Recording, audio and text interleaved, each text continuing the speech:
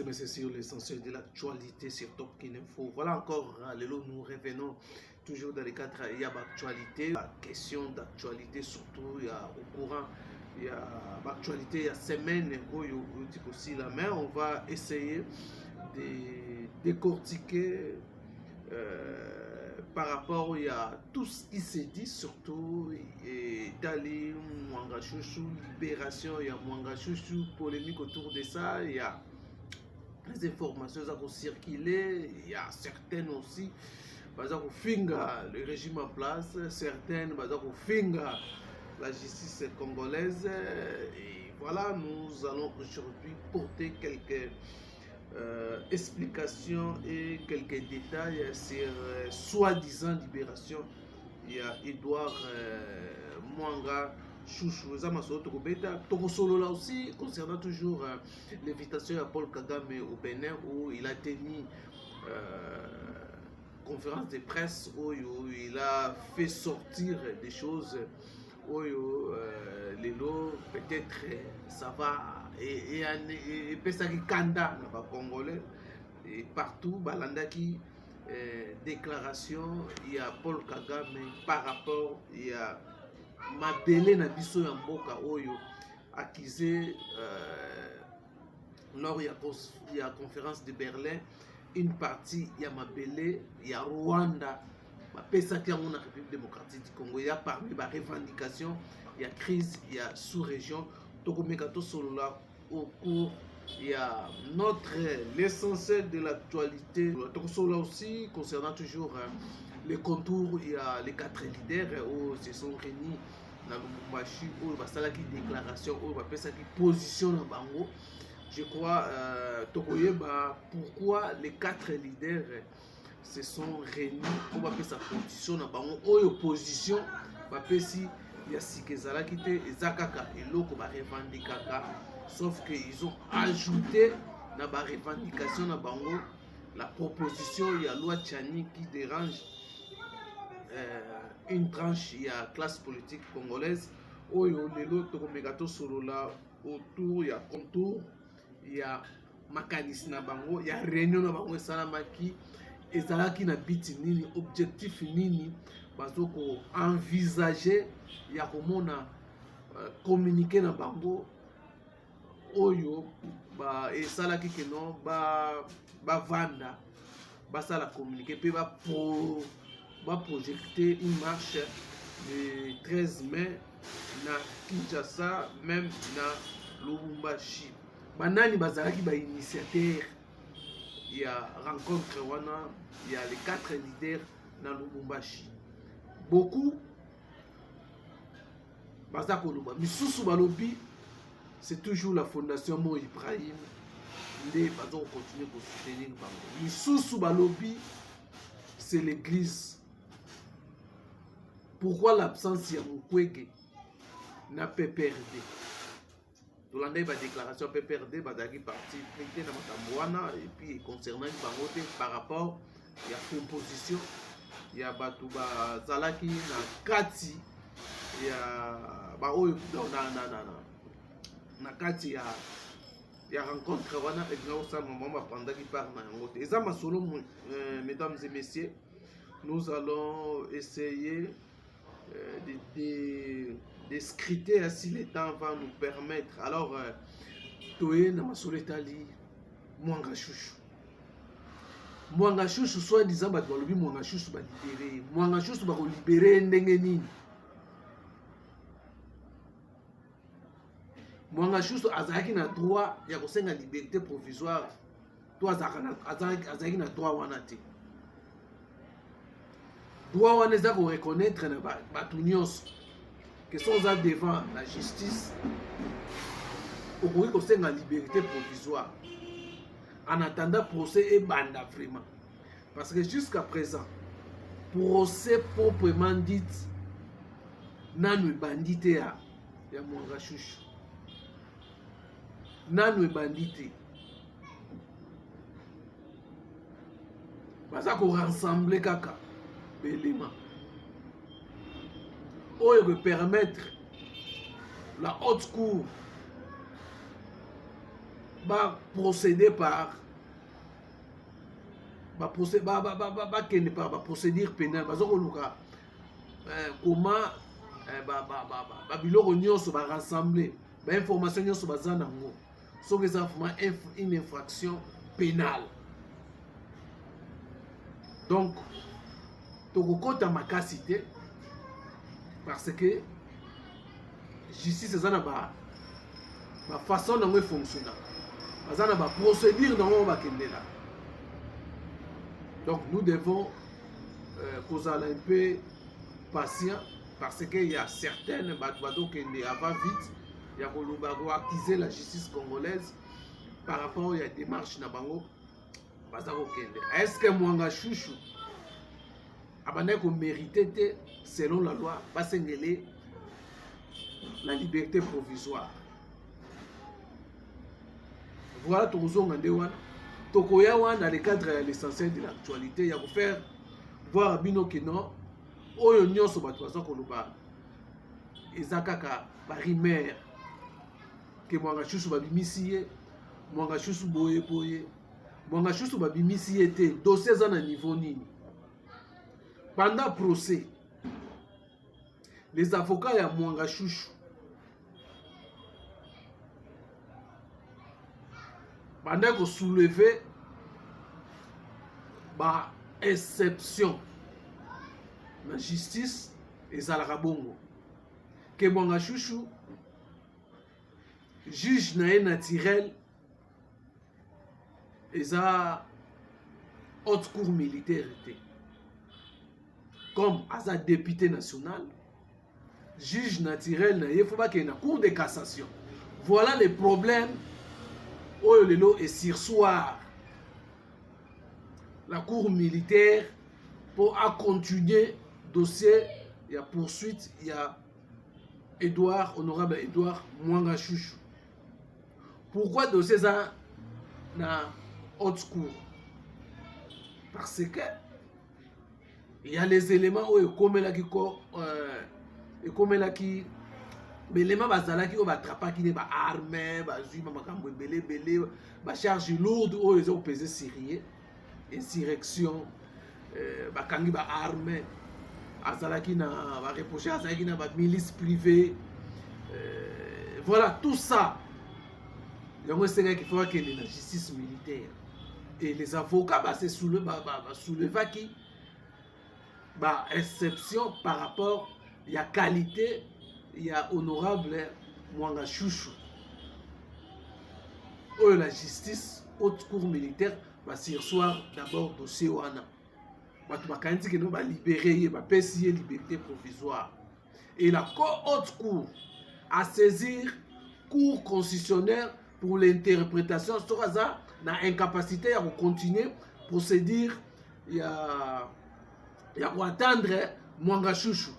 Voilà dossier place Ezali, tout ça causé là, la cour peut répondre, la cour constitutionnelle peut répondre, la haute cour militaire, ce qui a continué pour poursuivre Mwanga Chouchou ou Mwanga Chouchou, batindaye selon ndenge avocat ba lobby, batindaye na cour de cassation n'aime to hasard habilité à kosambisa Mwanga Chouchou. Donc, mesdames et messieurs, to pesa bino l'essentiel, il y a procès Mwanga Chouchou, l'honorable Edouard Mwanga Chouchou, procès basirsoir en attendant la cour militaire Azoua. Réponse de la cour constitutionnelle pour ce qui est saisir cour constitutionnelle, ndenge na dit kolobawa, ce qui a continuer pour poursuivre Edouard Mwanga Chouchou.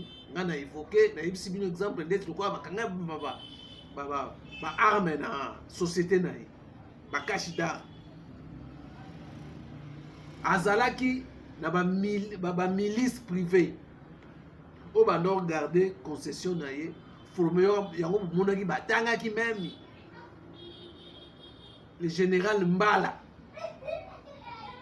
le Célestin Mbala, l'ancien chef d'état-major na kati ya dossier wana bato ebele bazana o ba autorisaki ye azala na armée privée to bengango ye mo pa lobaki non pour essayer protéger carré minier par rapport il y a des désordre oyo nyonso eza koleka na est kuna. Voilà mesdames et messieurs, ba raison valable oyo esali ke non ba sursoir procès ya Mwanga Chouchou, mais Mwanga Chouchou ba senga ki liberté provisoire ba répondre bango pété ba pesi bango pena no liberté provisoire te, mais ba sursoir pour ba memaye na juge naturel na ye cour de cassation selon les avocats ya Mwanga Chouchou. Mesdames et messieurs, voilà l'essentiel. Le premier point que tu vas aborder. Prochainement, tu vas dans le dossier à Makasi à Mwanga Chouchou. Tu vas Mwanga Chouchou à Nani. Mwanga Chouchou comme député national ndenge nini. Mwanga Chouchou azalaka sénateur pendant 12 ans ndenge nini. Nani a votaka ye? Sénateur va votaka ye par ba député provinciaux. Moutou ba votaka ba sénateur. Mwanga Chouchou 12 ans na ye. Azalaki nommé, toi azalaki nommé azalaki sénateur dans le régime passé. Voilà, ma dossier c'est belé. Voilà la raison pour laquelle la cour, haute cour militaire, a sambisa ye, webi il y a le beza congolais, mais ba kuti ba passeport, il y a ba rwandais. Il y a ça congolais, azalaki président il y a mouvement CNDP. A signé un accord, il y a M23P. Voilà Mwanga Chouchou pourquoi il est dans haute cour militaire dossier des Akuna. Voilà, on attend maintenant la décision de la cour constitutionnelle par rapport il y a la cour haute cour militaire, c'est ça qui c'est la réponse si dossier va poursuivre s'occuper par ça y est liberté provisoire. Moutounion sans la justice, ça c'est la liberté provisoire. Est-ce qu'il y a Mwanga Chouchou? Ce qui va tel me fait pénal ou va poursuivre, est-ce qu'il va ça y est liberté provisoire? Voilà mesdames et messieurs, c'est le premier point que nous avons voulu quand même pour expliquer na bande kobozo la biso partout bozali que vous allez comprendre que avec ngai que non dossier ya Mwanga Chouchou et sali mais ba sur soir rango na ndenge na uti ko expliquer awa nous attendons la cour constitutionnelle ndemutu ako zwa décision par rapport à saisie il y a haute cour militaire. Voilà mesdames et messieurs, nous sommes donc vous nous suivez déjà Ibsen Deko, vous vous abonnez pour vous avoir des informations, tout les informations en solo par rapport à Batundeng Bazako Meka, pour changer l'histoire, pour changer par, pour déformer l'information, pour désinformer Batu. Dans le dossier, il y a Mwanga Chouchou. Alors, nous allons maintenant aborder le deuxième point. Mais avant d'aborder le deuxième point, nous savons déjà bien avant par rapport à sujet tout ça qui n'a bien que ça qui n'a pas sujet na bisoté na loba qui n'annonce mais na côté ça au moins bouquet par rapport à ce qui se passe ou soit na côté on a souka makambu ezako lekana kati la crise qui se vit na conseil IDPS la démocratie ezate na kati IDPS bango babunda 38 ans pour un état de droit, mais on constate, c'est comme si l'IDPS au pouvoir, ils ont oublié la notion na bango ya IDPS, il y a état de droit, na kati au sein, même il y a parti na bango, bazo respecter sous même pas ba texte na bango selon certains légalistes de l'IDPS, où ils vont tenir une grande réunion où ils ont perturbé par la police. On ne sait pas, il y a eu des arrestations de quelques combattants encore, il y a eu l'IDPS, il y a beaucoup libéré bango. Bakangi bango na nzela bazo ke des réunions na kati ya salle louée na affaires étrangères makambo elekaki na gombeza vraiment mawa mingi ya komona l'IDPS ba na pouvoir mais bazoko kwa ko appliquer état de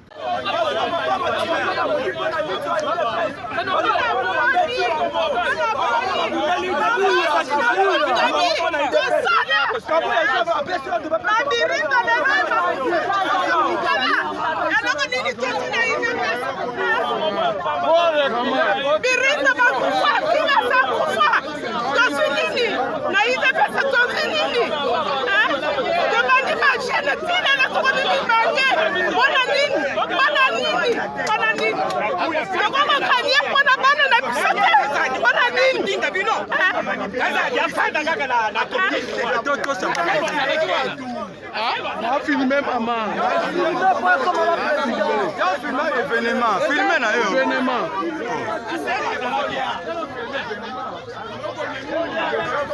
Voilà la raison pour laquelle Batou Moussous peut bazo ba là.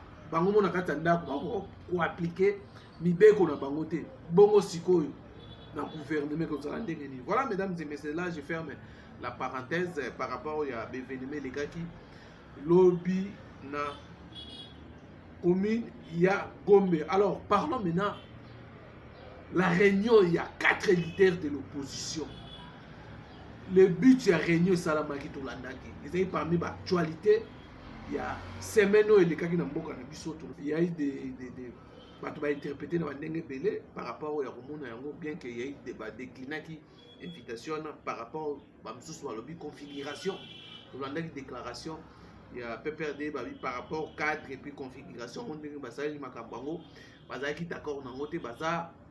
Na makambuana te, il y a 4 leaders. Mais dans 4 leaders, Basalaki réunion pour évaluer la situation. Il y a la République démocratique du Congo, comment comment les régimes actuels ont fonctionné et ils ont soulevé quelques points où ils malamouté pour la bango. Il fallait procéder à l'action des grandes envergures pour étouffer quand même les plans selon Bango. Les régimes actuels basés remonter par rapport par rapport il y a beaucoup de remarqué selon Bango na communiqué na Bango Tolanda qui déjà toyebi il y a qui déjà réclamation oyo Bango basalaka du nouveau ezalaki te tango basalaka recomposition basalaka bloc patriotique oyo Martin Fayou PPRD basalaka il réclamait les mêmes choses requalification il y a CENI, va changer CENI, et puis cours constitutionnel, les à la consensus autour, il y a animateur, il y a cours constitutionnel, et puis voilà, Biloko, Zonga qui n'a yango pour que les élections soient crédibles. Alors, qu'est-ce qui se cache par rapport à communiquer dans Bango?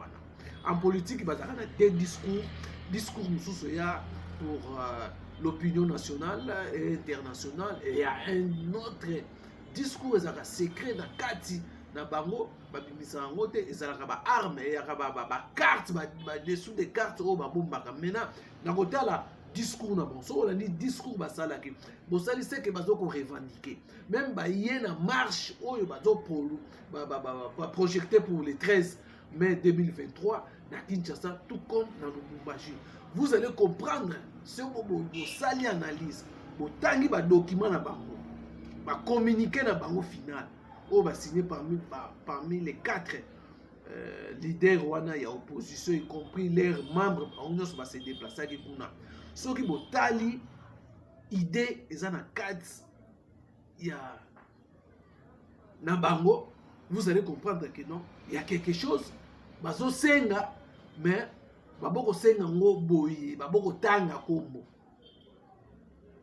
bazo senga loko parce que tout le monde la composition ya cour constitutionnel et ça la mindenge salamaka malgré ndenge balobaka dans la vie il n'y a pas l'unanimité, il existera te.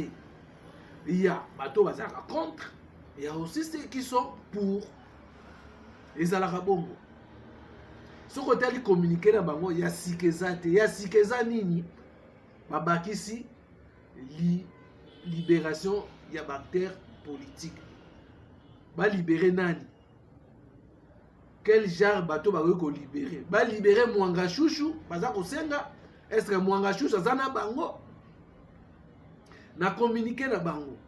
Ils n'ont pas pu condamner l'agression rwandaise. Est-ce que les 4 leaders basant en mèche na M23 mais oyo ezalaki ya malamu na ba leader wana ntango bakendaki Katanga oyo nga mpe na sepeli nango la position qu'a pris Martin Fayulu lors ya kutanaki na évêque ya Katanga Fulgence Muteba oyo arapelaki ye les propos ya Mwando Simba azaki d'accord nango te ba propos ya bakatangais par rapport à Congo aza d'accord nango te abi Congo eza moko mutu nyonso aza libre abi nde ye awutaki Kinshasa ye Katanga azomona aza na mboka na ye Katanga pa koya na Kinshasa aza na Congo kaka esprit wana ya ciseau. Voilà ce que Martin Fayulu avait vraiment bato nyonso balimaki un leader ndenge se comportaki par rapport à les effets de l'église catholique, parce qu'on est en train de constater, c'est comme si l'église catholique veut jouer un mauvais jeu dans mboka na biso. Toyebi l'histoire, il y a 2 ans un glissement encore, il y a Joseph Kabila, c'était l'église où ayaki pour calmer la population. Oh, en 2016 azaki déjà monté à bi, il faut Kabila kende kaka. Mais nous savons tous ce qui s'est passé. L'église catholique n'a pas vendu dans notre fête, bah bon année, puis surtout voyager dans nous, bah y aller, bah jouer, bah tirer les choses à la longueur, bah mais qui bah kena bah corps, bah 6 et à 5 ans. Voilà où nous se passe ça qui na mboka. Aujourd'hui encore, les gens vont comprendre la position vraie de l'église dans la politique à mboka na biso. Voilà, mesdames et messieurs, ndenge tolobaki rencontre wana, totangi communiquer, tozongi na communiquer na bango, totangi ba penser na bango. Tango bazolobaki non, ba requalifier, ba changer scène, ba changer cours constitutionnel à consensuel, libération à ba leader politique na prison. Va parler de l'insécurité.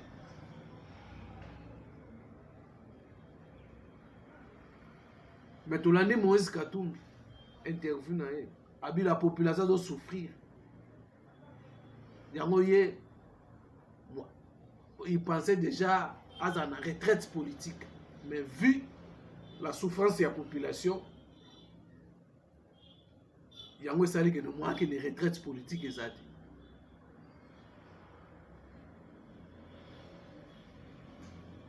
Mesdames et messieurs, c'est l'essentiel de l'actualité. Nini est caché dans le communiqué. Il y a les 4 leaders qui vont se retrouver dans Lubumbashi. Tant que baza koloba que faut bazonga bayokana basala cour constitutionnel ba union ezala consensuel. Wana eza violation ya mibeko ya mboka te pour les lois ou la loi eza ko définir comment composition ya cour constitutionnelle et salamaka, comment peut CNE salamaka. D'où to comprendre que non bali bazo senga dialogue. Dialogue tellement ça passe pour ça là. Avec la position actuelle, il y a un gouvernement, il y a aucune élection. Alors, les 4 leaders vont recomposer CENI. Ba bande la cour constitutionnelle en violation de la loi ya mboka. Donc, bazande na carte il y a dialogue, mais il y a la vérité que tout est un dialogue par rapport à la sécurité, par rapport à surtout par rapport à la situation qui se présentait, d'où il y a l'élection déjà précédé déjà ceux qui ont un dialogue. Voilà ba matière to retraité mais bazolo ba vérité te bazolo ba vérité te bazoza la clarité dans l'opinion. Alors comme bazosenga dialogue sous forme musu bazopesa ngo bazosenga dialogue na forme mususu. La deuxième communiqué na bango balobi nini ba projecter marche le 13 mai 2023. Marche wana eza nini contre l'insécurité. Ba décrit l'insécurité ngo vumate. Lobi que Congo ezalaka na insécurité. L'insécurité ça oui. La cherté de la vie. Vie chère. Voilà.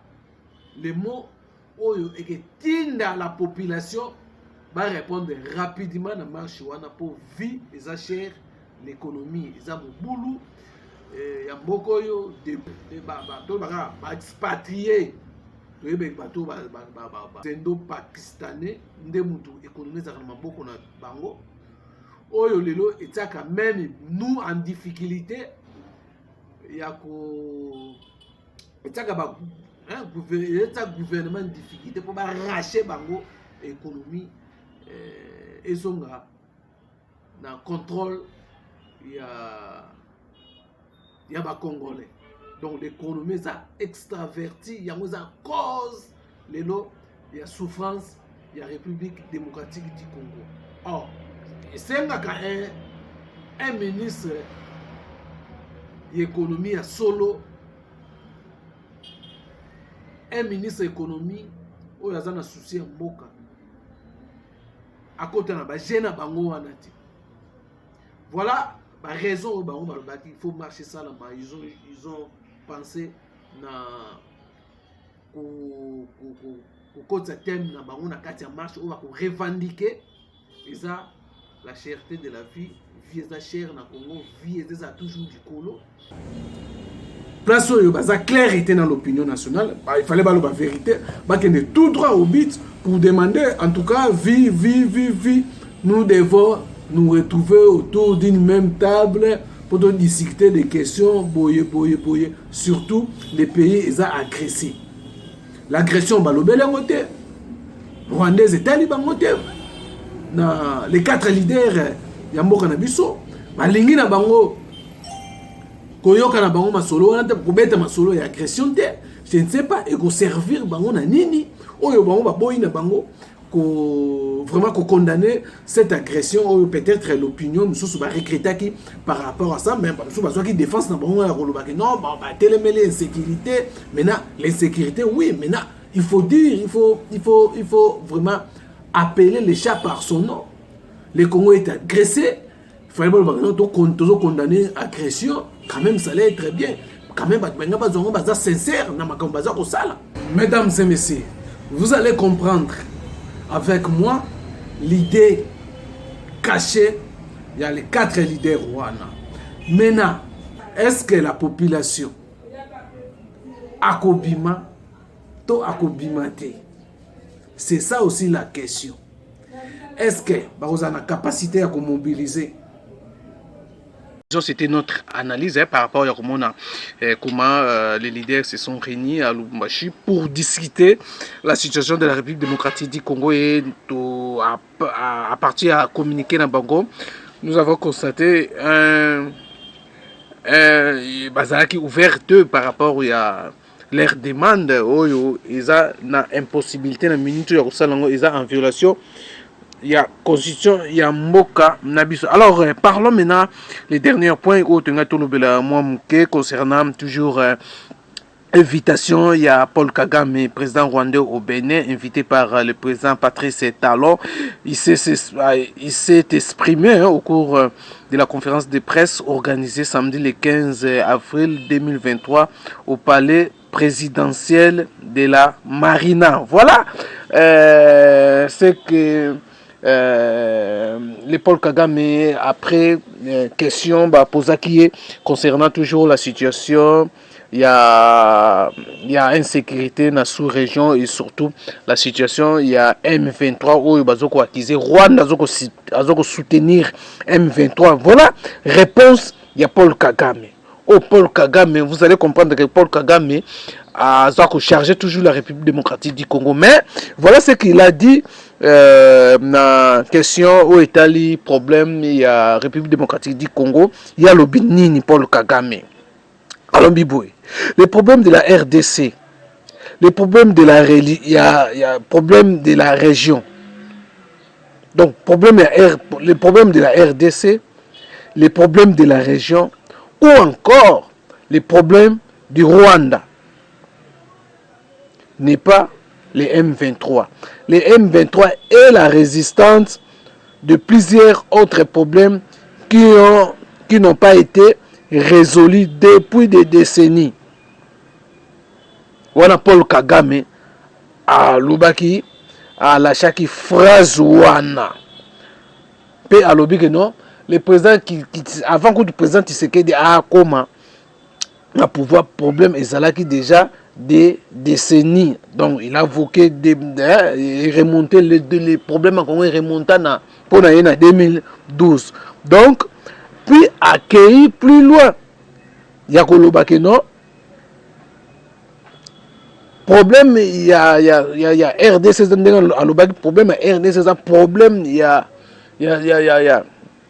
problème il y a sous-région il y a problème de la région et ça pour na ya lobi que non na conférence de Berlin mabele ya Rwanda ezalaki cédé na République démocratique du Congo pour na c'est ça conflit aux na est oyo bango bazo bunda pour na ye na koyoka ye que non baza na posa ba récupérer quand même leur terre oyo ba pesa ki na République démocratique du Congo wana selon Paul Kagame. Donc biso do na problème ya terre ay ko foké loko wana pe alobi makambo ya M23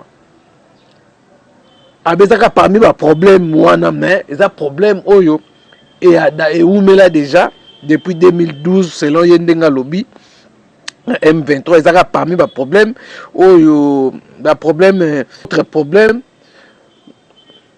il y a sous région oyo trouver solution te na ba arrangement M23 sala na ba gouvernement oyo te koleka solution ba trouver yango te. Mais pour na M23 ba quitter RDC, il est allé loin pour dire que non, les accords ya Luanda, ya Nairobi, RDC, toujours piétiner yango, toujours respecter yango te pour na yango crise et ça va continuer. Toujours ça l'assemblée il y a respecter les accords il y a Luanda, les accords il y a Nairobi. Voilà pour Paul Kagame. Donc Paul Kagame a continué à charger la République démocratique du Congo par rapport à l'accusation, par rapport aussi il y a révélation, il y a rapport il y a Nations Unies. Mais Rwanda yemoko azako nié yango. Voilà mesdames et messieurs. Situation il y a mboka na biso ndenge za ko kende voilà je crois que le lot lobelaki moi l'essentiel moi il y a l'actualité à mboka na biso surtout problème sortie médiatique il y a Paul Kagame aussi to sukisi na wana Paul Kagame ndenge na Benin ndenge azo continuer ko charger la République démocratique du Congo pe Paul Kagame azali ko réclamer mabele oyo mabele ya RDC abi eza erreur oyo na lors ya conférence de Berlin ba pesaki mabele ya Rwanda ba kotia na RDC. Voilà lié moko ko étaler vérité ya guerre ya est yazo réclamer wana mais pendant M23 abi les accords depuis 2012 les présidents leka avant président Félix Tshisekedi aya ba respecter ba accord wana te mais solution ça qui trouver na niveau ya Basis ya Rwanda, Nairobi, cahier de charge salamaki, communiqué salamaki, comment établir la paix dans sous-région. Mais il a constaté, la RDC, selon Paul Kagame, que non, tous ont piétiné basis, communiqué, il y a Luanda, donc les accords, il y a Luanda, il y a Nairobi. Yango, donc la situation est une stabilité dans la partie est, il y a République démocratique du Congo. Là, selon Paul Kagame. Voilà, mesdames et messieurs, c'est par ici que Tozo Tikibino, Tokutani prochainement dans le numéro Moussoussou.